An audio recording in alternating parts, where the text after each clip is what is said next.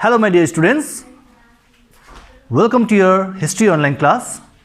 So in today's online class we will be dealing with your fresh chapter from your world history, that is chapter 11, Rise of Fascism, with a European nation known as Italy from the year of 1922 till 1939.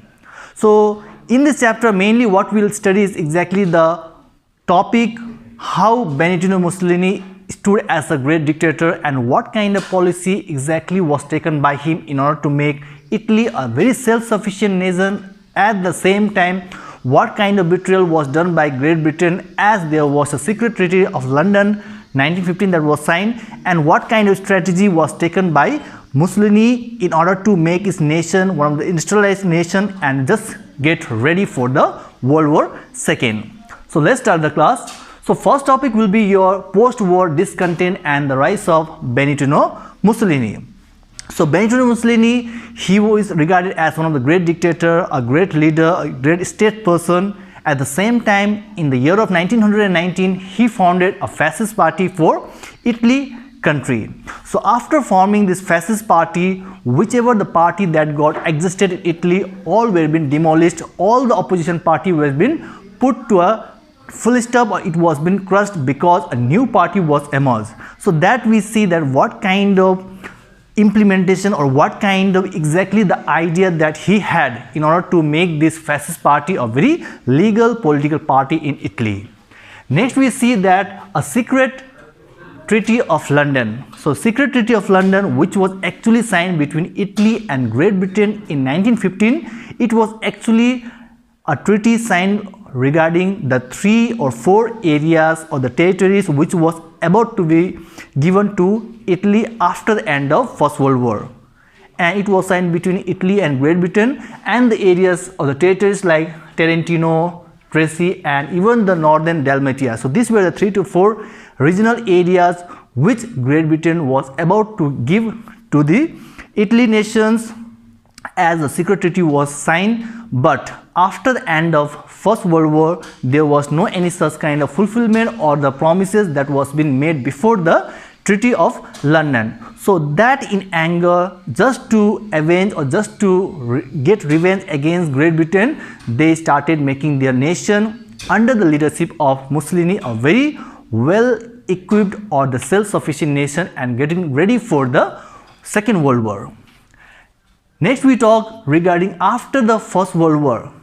There was no any such kind of fulfillment or promises done by the Great Britain. At the same time, so lot of strategy was being taken, especially after 1919 when a fascist party was formed by Benito Mussolini.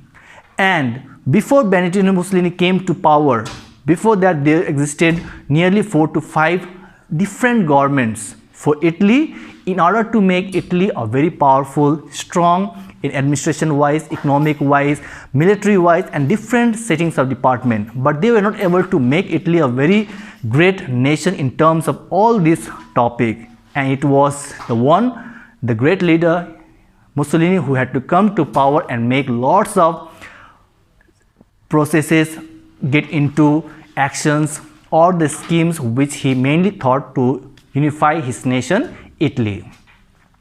Next we talk regarding rise of Mussolini. So if we talk about Benito Mussolini, he made lots of extraordinary skill, he showed his talent with lots of leadership quality and mainly wanting to build Italy a very strong nation under Europe continent, and that made him very much famous. And later on even he shook hand with a great dictator of Germany known as Adolf Hitler, and even a party formation was been formed. Next we see that after this fascist party of 1919 was formed, we see there was a year 1921. 2 years later, election was been held in Italy and 35 seats was been won by this fascist party. After the 35 seats was been won by fascist party, so starting with a rapid power, that means a rapid rise of power started in fascist party. The leader Mussolini had to take lots of practicality with lots of schemes as well as the policies which could really make Italy a very great nation in terms of administration on any of the sector.